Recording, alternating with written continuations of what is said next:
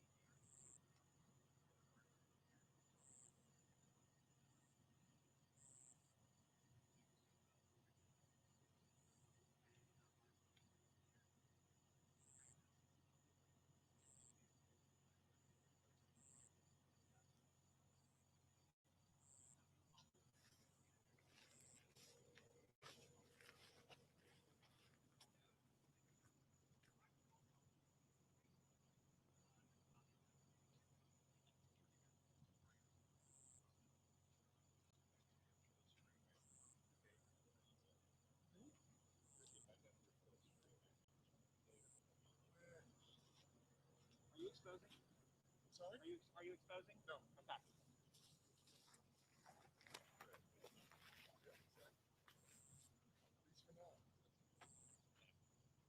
Okay. Moving over a little farther now.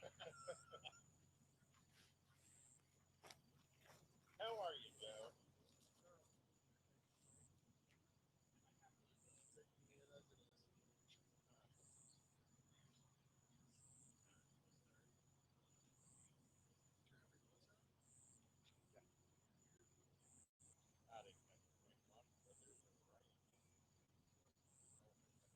Actually, I was happy I came out.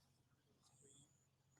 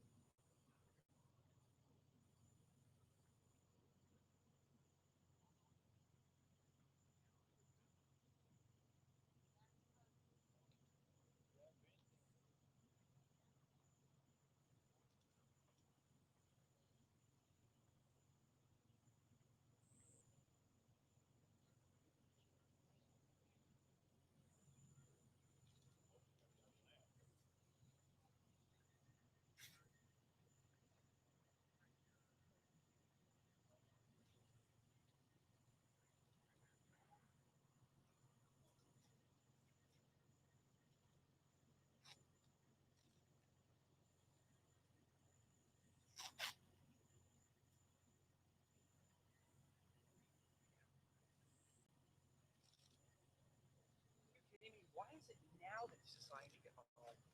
Why is it now deciding that it's going to be?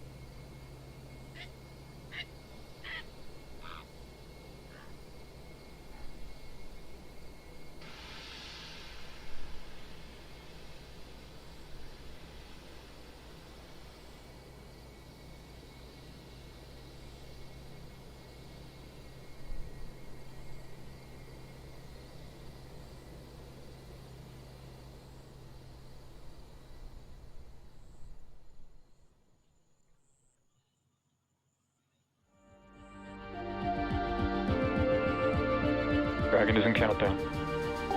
Falcon 9 is in startup.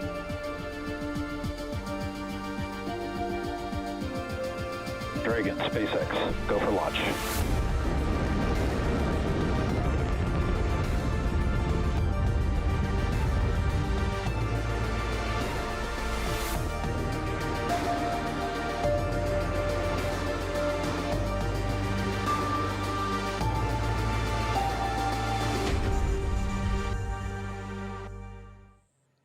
And we are back showing you another live look of SpaceX's Falcon 9 rocket and cargo Dragon here at Pad 39A at Kennedy Space Center. Yesterday's launch was scrubbed because of weather. We're going to try again in just about 14 minutes. Thank you for waking up with us again this Sunday morning. I don't know what day it is, guys. I'm Megan Cruz with NASA Communications, live from Kennedy Space Center in Florida. Today's launch at 3:14 a.m. Eastern Time is SpaceX's 23rd cargo resupply mission for NASA to the International Space Station. We are again simulcasting this live show on NASA TV and on SpaceX's webcast. Let's bring in Andy Tran now, live from SpaceX's headquarters in Hawthorne, California. Andy, I know you're also hoping for some better weather today, and it looks like we have it. Yeah, we are definitely continuing to keep an eye on the weather. If it does cooperate, this will be the third Dragon flight to the space station this year and also the third cargo resupply mission with our upgraded Dragon. Following a successful launch, this Dragon will be joining the Crew 2 vehicle Endeavour, currently on orbit and attached to the International Space Station. For now, let's take a closer look at the vehicles out on the pad. On screen right now is a view of Dragon, and that is a view of Falcon 9 underneath it.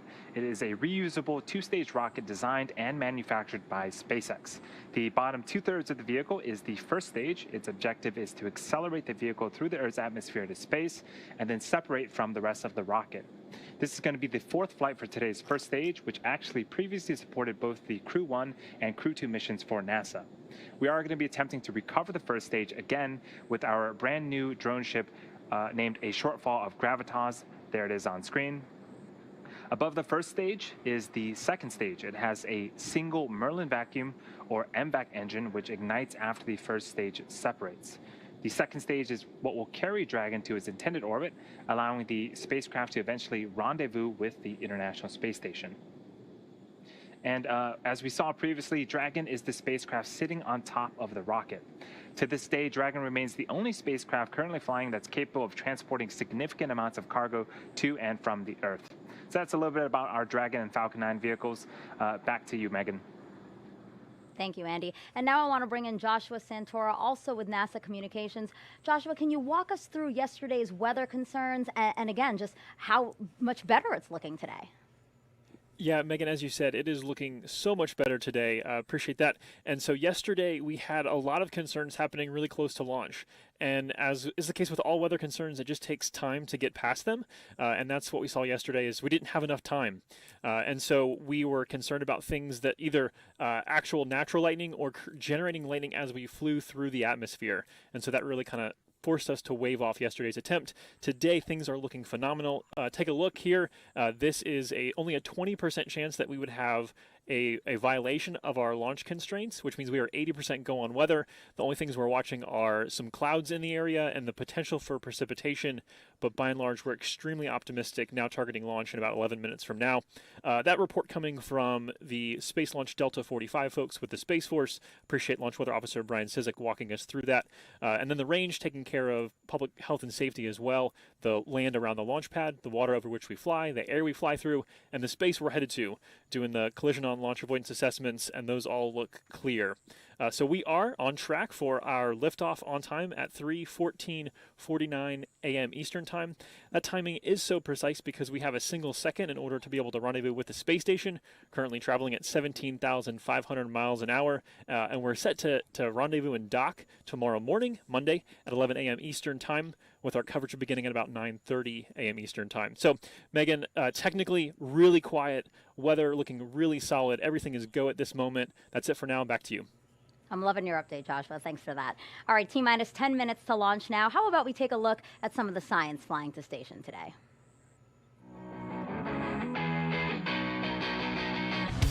What do ants, plants, a remote implant, and brine shrimp all have in common? They're all part of investigations sponsored by the International Space Station U.S. National Laboratory, launching on SpaceX's 23rd Commercial Resupply Services mission. Moreover, these projects will be supporting the validation of the Faraday Research Facility, a new commercial research facility operated by Proxops that is flying on this mission and will provide additional avenues of experimentation for future investigators.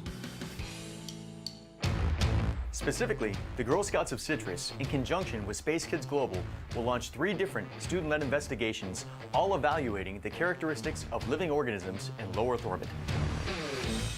One experiment will examine microgravity's effects on ant behavior. Another will look at plant growth in space. And the last will explore how brine shrimp move and behave in the low Earth orbit environment. A team of researchers from Houston Methodist Research Institute is also launching an investigation on this mission that will utilize the Faraday Research Facility. This team has a long and exciting history of space-based R&D in areas ranging from nanofluidics to drug delivery technology development, rodent research, and advanced materials. These research projects have led the team to its latest investigation that will aid in the development of a tunable drug delivery implant. The implant can be remotely controlled to release specific amounts of drug, providing individualized treatment for patients on Earth.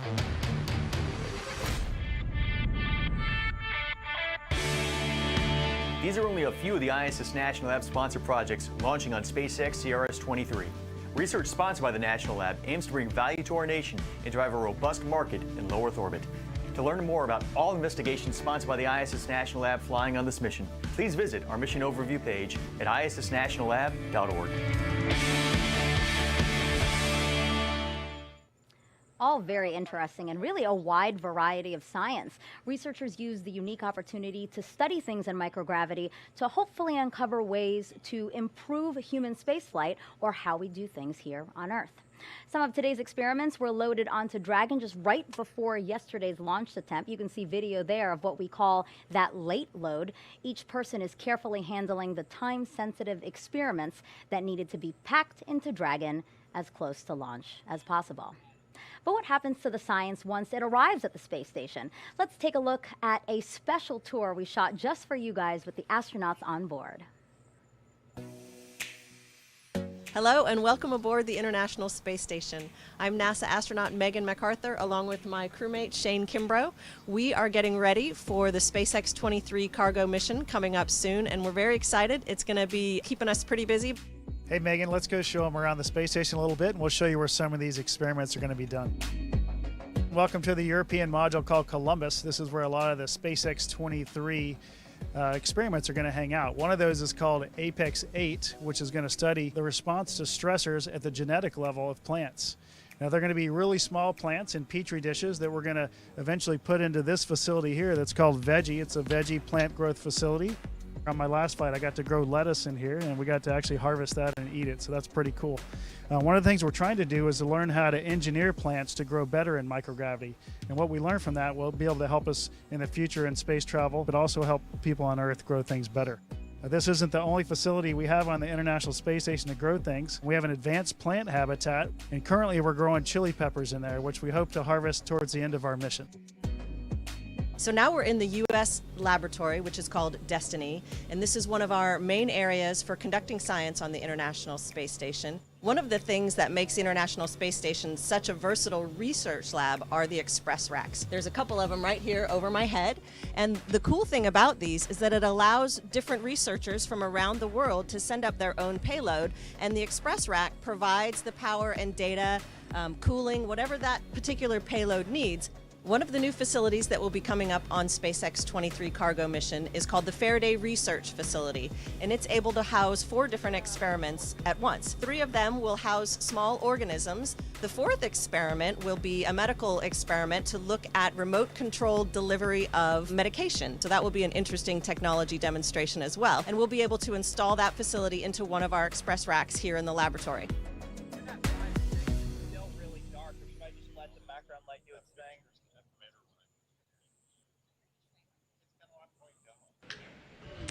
And that was NASA astronauts Megan MacArthur and Shane Kimbrough aboard the International Space Station. And welcome to the International Space Station Flight Control Room. I am Shaniqua Vereen, live at the Johnson Space Center here in Houston, Texas. The team of flight controllers at Mission Control Houston today is being led by Flight Director Rebecca Wingfield. Teams here at Mission Control will really jump into action tonight into early Monday morning as Cargo Dragon approaches the International Space Station. There are currently 7 crew members living and working aboard the station. Expedition 65 consists of NASA astronauts Shane Kimbrough, Megan MacArthur, and Mark Vandehei, Roscosmos cosmonauts Pyotr Dubrov and Oleg Novitsky, Aki Hoshide of JAXA, and Thomas Pesquet of the European Space Agency. As Crew Dragon approaches the International Space Station in the morning hours on August 30th, NASA astronauts Shane Kimbrough and Megan MacArthur will be monitoring the arrival from the station's cupola. Cargo Dragon will remain attached to the International Space Station for about 1 month before being packed up with critical science and supplies and will splash down in the Atlantic Ocean or the Gulf of Mexico for that science to be analyzed back here on Earth. Everything's still a go from here in Mission Control Houston, and we're looking forward to welcoming another vehicle to the International Space Station. So for now, we'll head back out to Kennedy. Megan? Great, Shaniqua, thanks. Let's get one last status update from Andy and Joshua before the final moments of the countdown. Guys? Thanks, Megan. We are about T-minus 3.5 minutes until liftoff. The SpaceX team is working no significant issues. Right now, we are expecting the strongback to be reclining away from the rocket to its pre-launch position, about 2 degrees away from Falcon 9 in order to prepare for liftoff. That strongback is part of the transporter erector. You can see on screen right now, it's starting to recline away from Falcon 9. The transporter erector is that large truss structure next to Falcon 9. Its job is, again, to retract away from the rocket and prepare for liftoff. At this point, RP-1 fuel is completely loaded on the second stage and nearly completely loaded on the first stage. Liquid oxygen loading is currently underway on both stages and will complete around the T-minus 2-minute mark. In these last few minutes, Falcon 9 is performing final health checks on its primary communications, avionics, and propulsion systems in preparation for flight. Dragon is undergoing vehicle health checks, and we did hear the call out at T-minus 5 minutes for internal power. Switch to internal power, meaning it's living on its own, apart from ground support systems, which is great. We're also expecting right now the checkouts of the second stage thrust vector control actuators are underway. This is what we affectionately refer to as the engine wiggle test. Not very technical, but definitely kind of describes what we're talking about. We're moving the nozzles of those engines on the engine on the second stage to ensure we have control for the uphill climbing and navigating that vehicle. That's just part of making sure the guidance hardware is go for flight. SpaceX will do the exact same thing for all of the first stage engines just a few seconds before ignition. All of this in preparation for our rendezvous with Space Station tomorrow morning.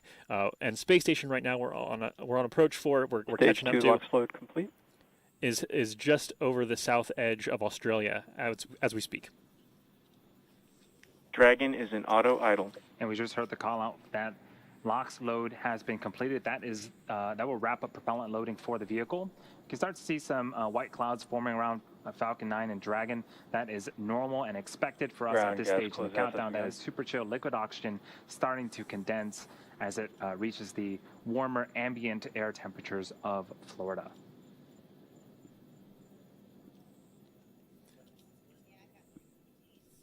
Through the rest of the countdown, we're going to hear a few call outs, but by and large, we'll just listen in here and walk through as Dragon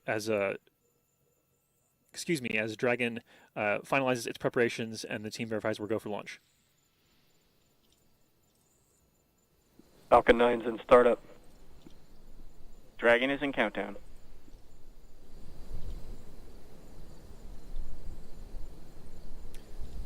Both stages are now pressurizing for launch. Range and weather should both be good to go. Falcon 9, CRS-23, go for launch. That was the voice of the launch director verifying we are go. T-minus 30 seconds.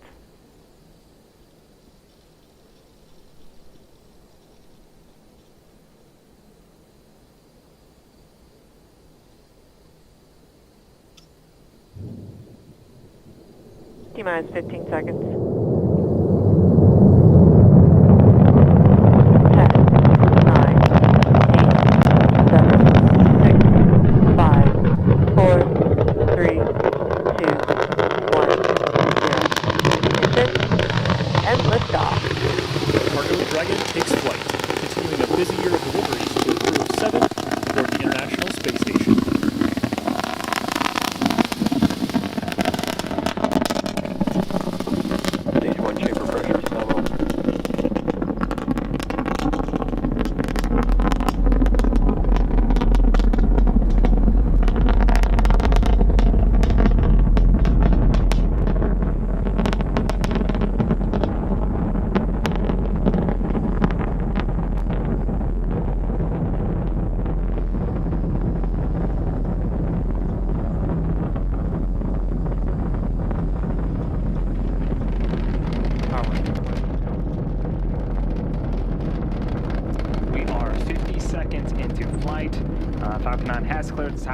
currently headed to space.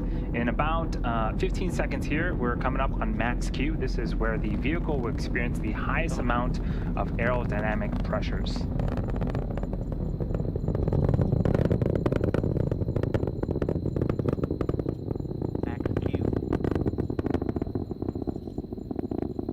And there was the call out for max Q. We actually throttled down the Merlin engines in preparation for that event. Coming up are 5 more events in rapid succession. Main engine cutoff, stage separation, first stage flip, second engine start 1, and then the boost back burn on this first stage will begin. Main engine cutoff, also known as MECO, is where all 9 M1D engines on the Falcon 9 first stage will shut down. This is followed by stage separation, or the separation of the first and second stages. From there, the first stage will flip to prepare for re-entry and landing a few minutes later. And the Merlin vacuum engine on the second stage will ignite to boost Dragon to low Earth orbit, and that's also known as SES-1. The first stage will then begin its boost back burn. That is the first of 3 burns needed to land on our drone ship today. The first of those 5 events, main engine cutoff, is coming up in about 10 seconds.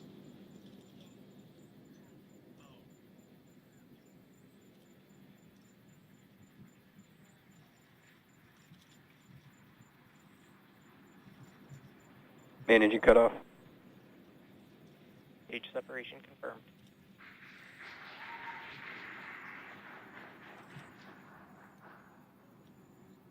Invac ignition.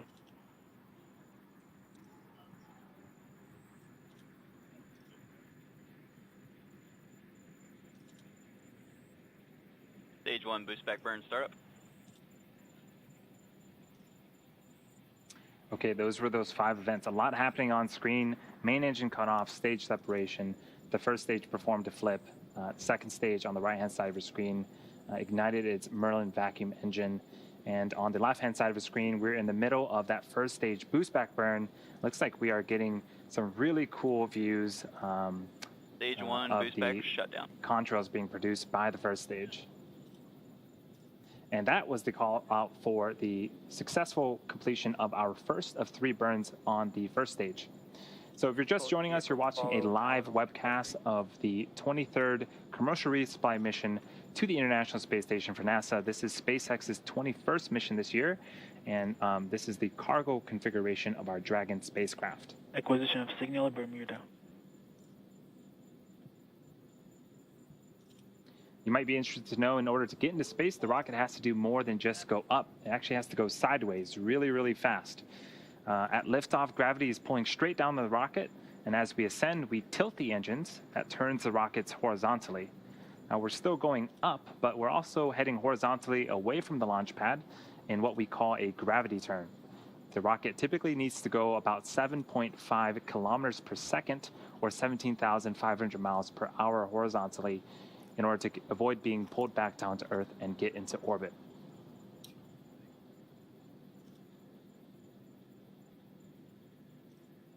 On screen again is the view of the Merlin vacuum engine on the second stage. On the opposite end of that engine is our Dragon. Next event for today's mission is the re-entry burn for the first stage. That's the second of 3 burns.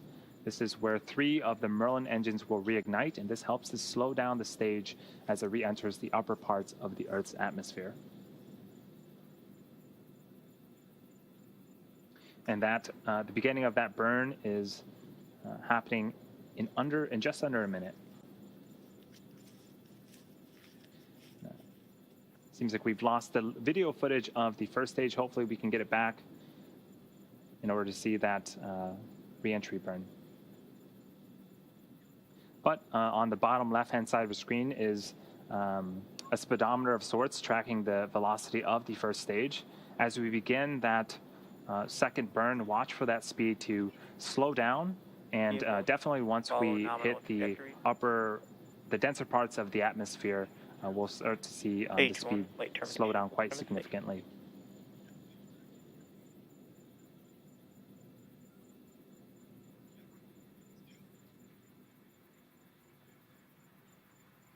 Stage 1, entry burn startup.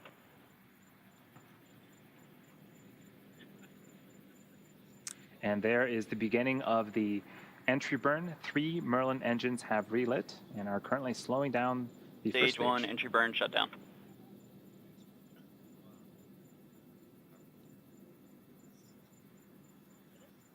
Awesome. That is the successful completion of the second burn. We are about 60 seconds away from landing, and the vehicle is traveling about 900 miles an hour. This really puts into perspective the deceleration. In the span of less than a minute, we'll have reduced the speed from the speed of a jet all the way down to 0 as the rocket lands.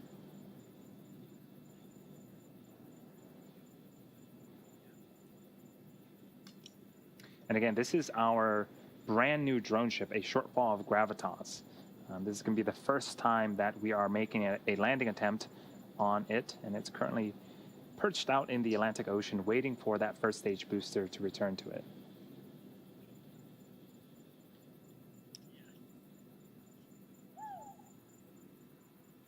Stage 1, landing burn startup.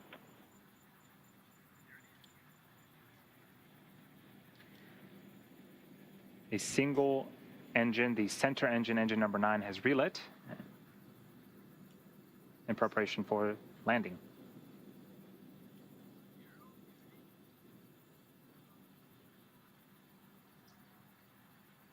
Stage 1, landing leg deploy.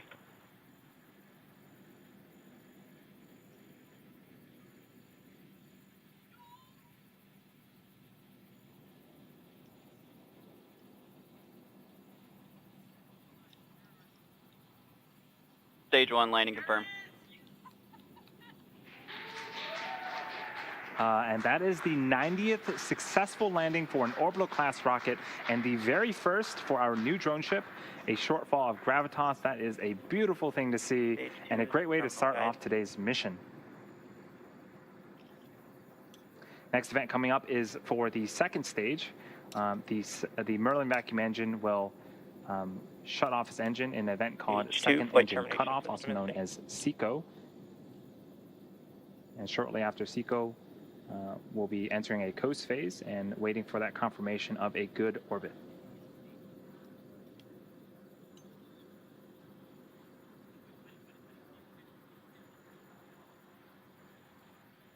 SECO.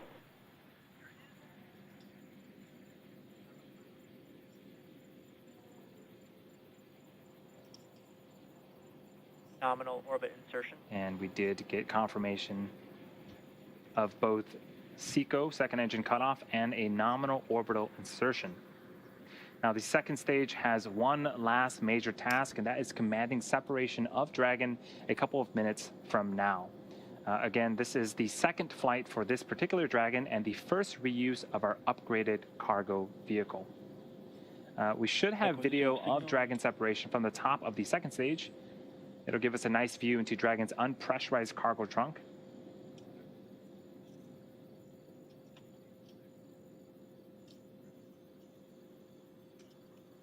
And when this Dragon makes its way to the International Space Station, it will be joining the Crew 2 vehicle Endeavour, currently on orbit and attached to the International Space Station.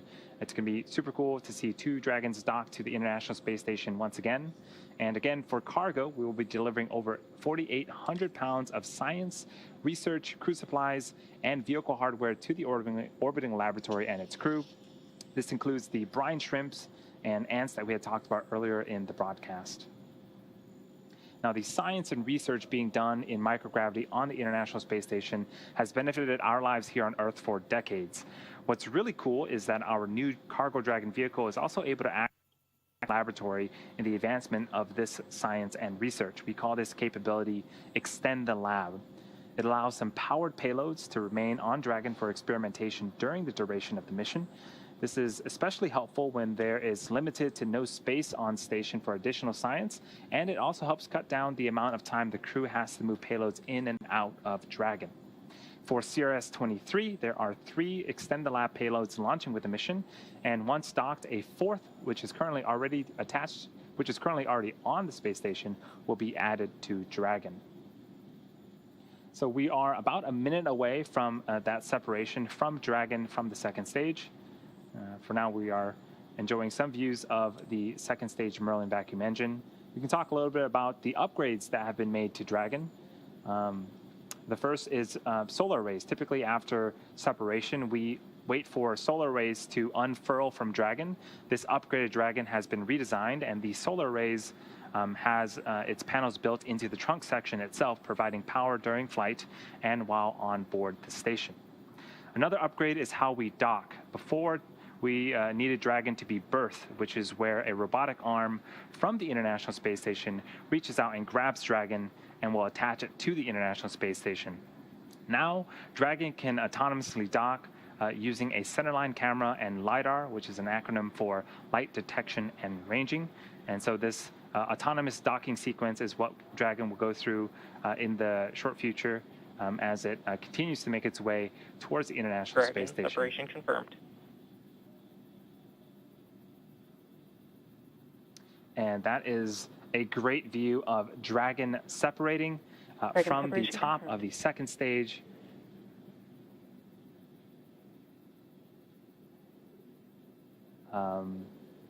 Now the service section Dracos will undergo some checkouts.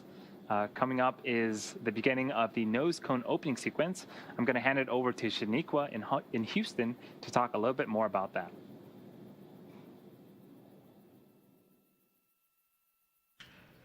Thanks, Andy. Everything is still going well back here in Houston and Mission Control Houston. Right after Dragon separated, it began a series of automatic checkouts, including some small firings of the Draco maneuvering thrusters. The next milestone is the nose cone deploy. The nose cone protects the docking hardware and rendezvous and tracking elements on top of Dragon during ascent. The nose cone deployed uncovers the 4 forward bulkhead thrusters, which Dragon will use for its major burn maneuvers to catch up with the space station. Once open, the nose cone will stay in that position until the very end of its mission, closing prior to re-entry to provide some additional protection to that same hardware during re-entry.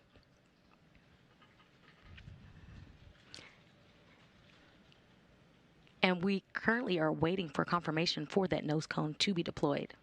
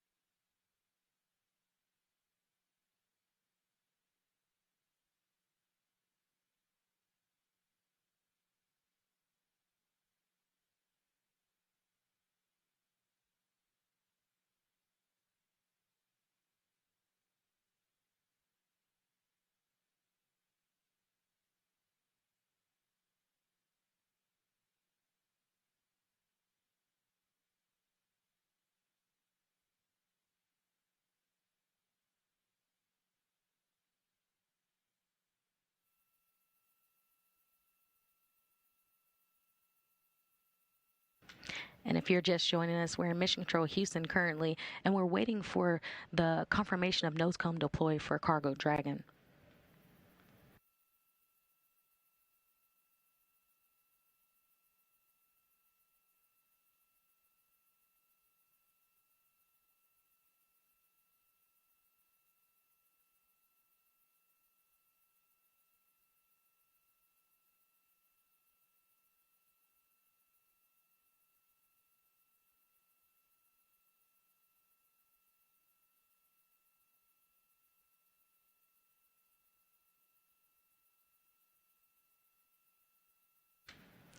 And as we still wait, we do have a special guest. Now joining me on the phone is manager of the International Space Station Systems Engineering and Integration Office, Jeff Aaron. Jeff, can you outline the major activities for the crew with